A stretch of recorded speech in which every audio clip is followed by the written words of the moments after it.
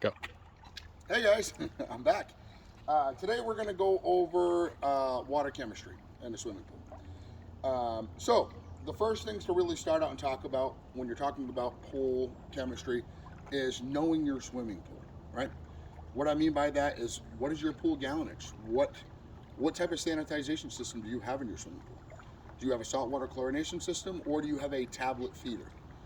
Generally speaking, in our area, it seems that more people than not have a saltwater chlorination system, which is, it's a great way to chlorinate your pool. Lots of benefits to having salt in your water. So your general strips that you're going to get from us, or you can probably just get just about anywhere. There's four different components that are going to be on the most common test strips, I should say: pH, free chlorine, total alkalinity, and stabilizer. Okay. So pH is very crucial for your water, right? So you got two different ways to look at things. You got low pH, extremely acidic, can cause various issues with the equipment, not good for your skin.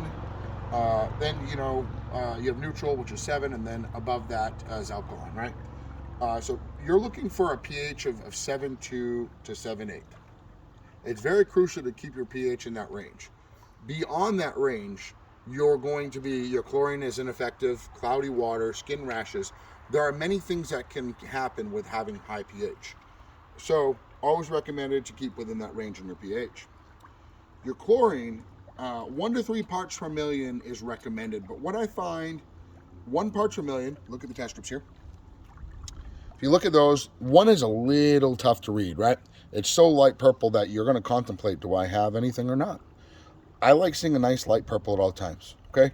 Light purple, 3 parts per million is a perfect number that I tell all of our customers to look for. It allows it allows for that big party and you not just a drop with no chlorine very quickly. There's a couple things that eat up chlorine. We have sun and we have use, right? Those are your two major factors. With a lot of bacteria in our skin, it is what it is. It's nothing, to be alarmed about. But those factors will eat up chlorine. Alkalinity. Alkalinity. What is alkalinity? Alkalinity is a buffer for your pH. Okay, so without having your alkalinity balanced properly, your pH can fluctuate up, down. It can be all over the place. So that's basically going to stabilize your pH. Easy way to put it. Your next thing is going to be stabilizer. Okay, or stabilizer, cyanuric acid. Stabilizer is a very easy way to put it. Is going to be sunscreen for your chlorine. Okay, it's going to one of the biggest and one of the only contributing factors to reducing your stabilizer level or cyanuric acid is going to be UV the sun. So stabilizer is very crucial. You'll see your range on the stabilizer can be from 30 to 100 parts per million. So you have a very large range on your stabilizer. We are going to take a test of this pool. We'll see how well they're taking care of everything, right? Dun, dun, dun, dun. When I do a water test, I like to go closer to a skimmer. The returns, they're pushing out chlorinated water. It's not highly chlorinated coming out of there, but just to not skew anything, we're gonna go close to a skimmer. I like to go a little bit deeper than the water surface. So I'm gonna go down here. Okay. You gotta wait 15 seconds. And then we're gonna compare. Let's see where things are at. So you never want to let it touch the surface of the bottle. What's going to happen is the water can touch each other and you can blend all your colors together. So pH is 7.8, chlorine's a 3. I would say alkalinity is up near 110, 120. And our alkalinity, I should say, if that's what I said. Stabilizer's a little on the higher side. I'd say it's a little even above 100. It's okay. A little bit of makeup water and rain will be just fine. But this is, I would say, not quite a perfect test because the stabilizer's a little high. But man, this is a really nice test. So this family needs a pat on the back. Since the water's perfect today, which I wasn't planning on, we're going to go over a few different things on what you would add. I was hoping to add a few things today so that way I can show you how to add them. So it's very crucial when you're looking at all your pool chemicals, you want to read the back, okay? Reading the back is going to tell you how to add each thing individually. Stabilizer, okay? This is one of the ones that I really like to talk about. Stabilizer, you're gonna mix in a 5-gallon bucket in warm water. Mix it really good. There is an alternative. Pull out the skimmer basket, go through a little at a time through the skimmer. You know, there's a little bit of risk of clogging your skimmer line. Is it catastrophic? No. You gotta call pool guy, or they take a snake in it. It's a little bit more work than you may want to deal with. Recommend just one bucket of water. It takes a while to break up. That's the reason why if you do add it directly to your pool, don't panic. It's not going to hurt anything. Stabilizer sitting at the bottom of your pool won't hurt a thing. You are going to call in a full panic, and I'll be waiting for that phone call. But it will not hurt anything, okay? The next, your alkalinity rise. That's very easy to add to the pool. That's going to be broadcasting. Anytime you grab the little one, it's been a long day, so I'm going to grab the little bucket. I don't want to grab those heavy ones. So when we're adding chemicals to the pool, when we're broadcasting, we always want to really low to the water, okay? Here, a little bit here, a little bit here, and so on, okay? A little bit of wind, you start adding chemicals way up here, and it's going to go all over the yard. Some of them are not harmful, but you start working with pH lower, which is basically a dry acid. You get that in somebody's eyes, they're probably going to know it. Okay? Let's look at some other things, right? We talked about alkalinity, talked about stabilizer, pH lower, same thing. Read the back, okay? When you read the back of each label, it tells you how much to add based off your gallonage, right? This pool is 23,500 gallons of pool water. So it's a little bit trickier than just using 15,000. In this case, what I would tell this customer, and the same to anyone else watching, if your pool is 22,000 gallons, use 20,000 as your baseline. That's going to get you close enough where you're not way off. If you use 25,000, you could be way over at all times, okay? So always go a little less than more. And there's a lot of different, every chemical is different depending on what you need, okay?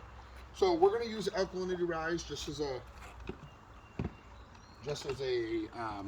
something to look at. You want to come over here, Brandon? So we're going to use, put growing on me. Let's say that right now we have a 20,000 gallon pool and we needed to bring it up 40 parts per million, right? 20,000, 40 parts per million, we would add 12 pounds, okay? Directly to the water, broadcasting. That is called broadcasting, by the way. When you sprinkle chemicals on the surface of the pool water, that is broadcasting. There's a couple other things we can test that were here. So when I talked about the saltwater chlorination system over there, something I didn't talk about is how do you test your salt level?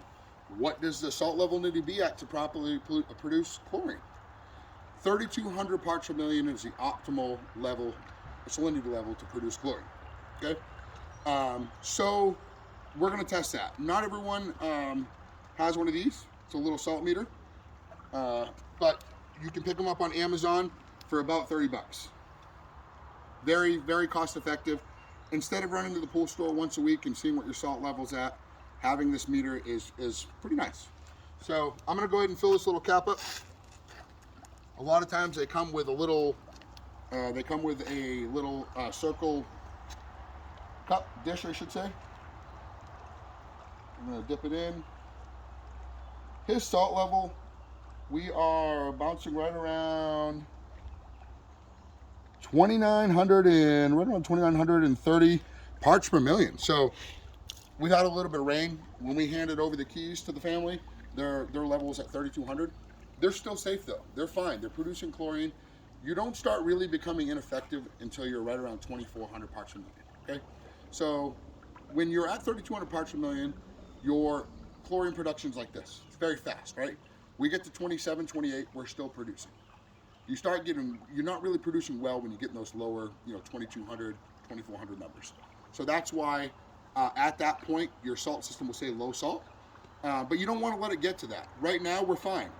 I'm going to let this family know, and they probably already do know, we've probably discussed it, that once you get to about 27, 2,800 parts per million, you would add one bag of salt.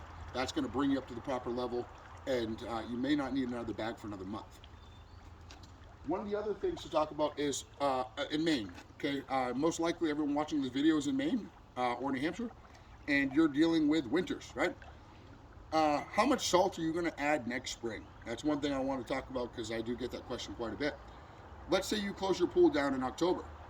Every month your pool's down, you're gonna have to add 1 bag of makeup salt that it was down. So let's plan on one for November, December, January, February, March, April. So if you're opening your pool in April, which is what I suggest, is going to be, you're going to add about 6 bags of salt to get up and going.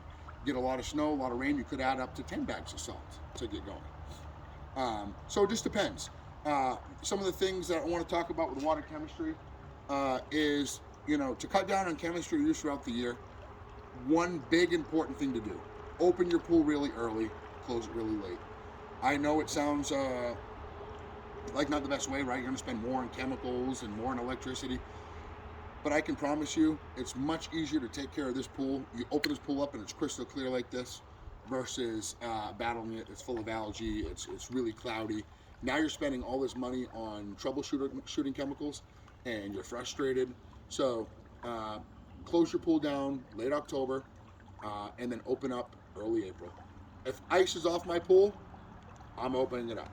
And it just makes my life easy, I may spend a little bit more on the front end and the back end with on the electricity, but with the water circulating, you have a saltwater chlorination system. It's making chlorine for you.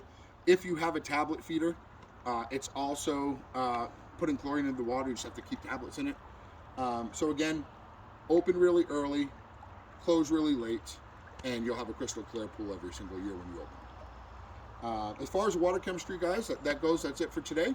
I'm sure we'll be adding more videos soon, so I thank you for joining us.